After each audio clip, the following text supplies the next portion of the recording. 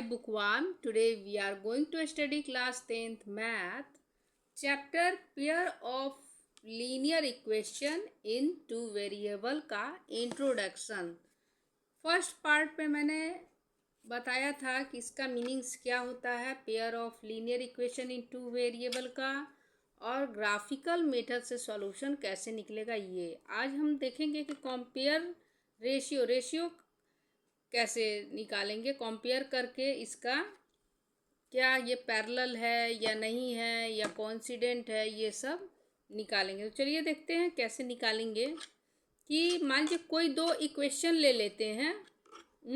Example में जैसे first में ले लिया मैंने कि x plus 5y equal to 6 और 2x minus 3y equal to 12। ठीक है, तो यहाँ पे देखिए a1 किस फॉर्म में है, ये a1x plus b1y equal to c1 के फॉर्म में है, और ये a2, अब देखिए इसको a1 माने हैं तो इसको क्या a2 मान लेंगे, तो a2x प्लस, या माइनस है तो यहाँ पे माइनस लिख देंगे, minus b2y equal to c2। ठीक है, तो a1 इक्वल टू क्या हो गया, इससे कुछ से मल्टीप्लाई नहीं है तो कोफिशिएंट इसका 1 है तो यहाँ पे 1 लिखेंगे। ठीक है, y का कोफिशिएंट क्या है b1 कितना है 5 है, और c1 कितना है यहाँ पे 6।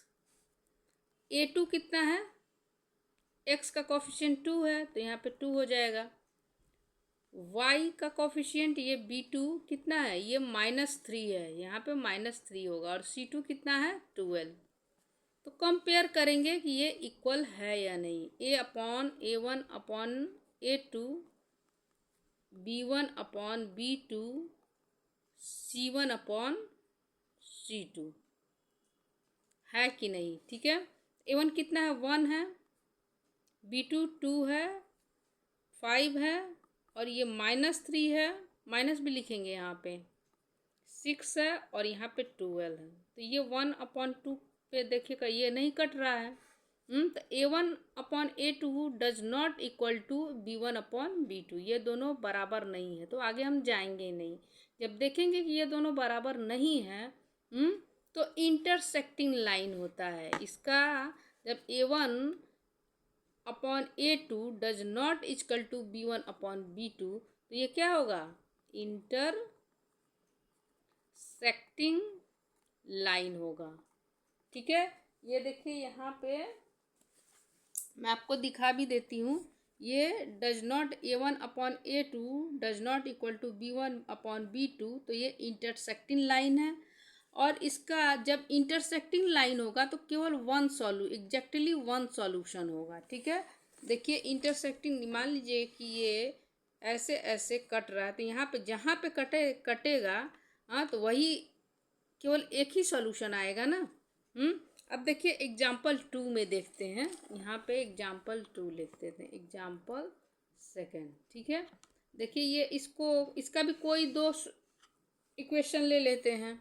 जैसे ये 2x plus 4y equal to 8 और 4x plus 8y equal to 16। तो यहाँ पे पहले लिख लेंगे a1 कितना है, ये 2 है, b1 कितना है 4 है, और c1 कितना है 8 है। अब a2 कितना है, ये 4 से मल्टीप्लाई है, b2 कितना है 8, और c2 60 है। a1 अपॉन a2 क्या होगा 2/4, 4/8 equal to c1 upon c2 8/16। देखिए ये कटेगा तो कटाना होगा। ठीक है, 1/2, ये भी 4 1 जा 4, 4 2 जा 8, ये 8 1 जा 8, 8 2 जा 8। तो ये देखिए क्या हो रहा है, टोट सारा इक्वल है, 1/2 इक्वल टू 1/2 और 1/2 में आ गया। जब तीनों बराबर हो तो क्या होगा, ये कोइंसिडेंट लाइन होता है,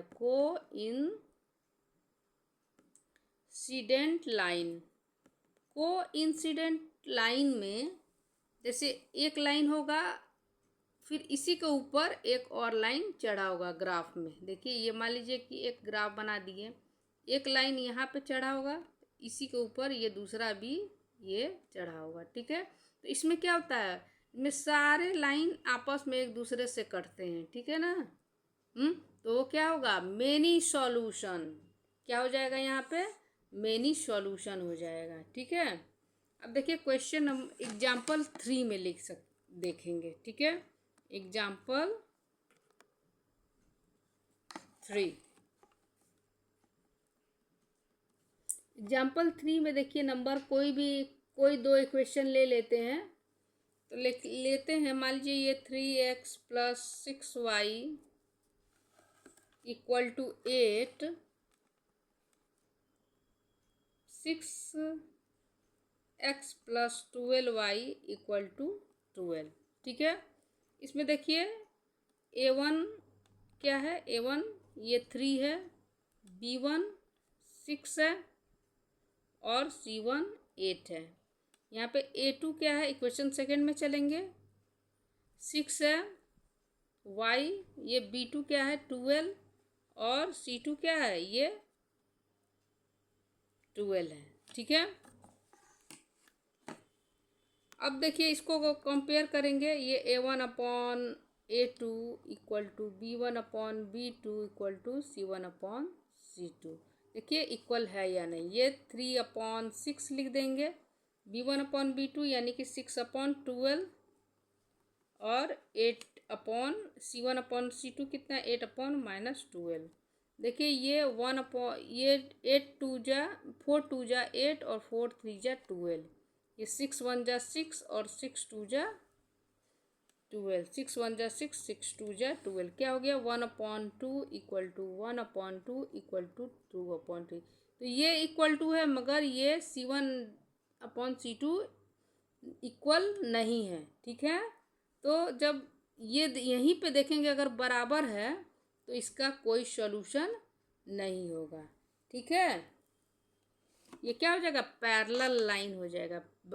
a1 = a2 = होगा b1/b2, तो ये पैरेलल लाइन हो जाएगा और नो सॉल्यूशन। नो देखिए एक ग्राफ में बता दे रहे हैं, एक ग्राफ है, पैरेलल लाइन इस पे बनेगा, मान लीजिए एक लाइन हो गया और ये दोनों क्या है पैरेलल लाइन, तो कोई इन दोनों लाइन में कोई भी ज्वाइंट आपस में नहीं है, तो इसका कोई सॉल्यूशन नहीं होगा। ठीक है, अब आगे अलजेब्रिक मेथड से आपको बताएंगे कि सॉल्यूशन कैसे निकलेगा pair of linear equation in 2 variable में। ठीक है, थैंक यू बच्चों।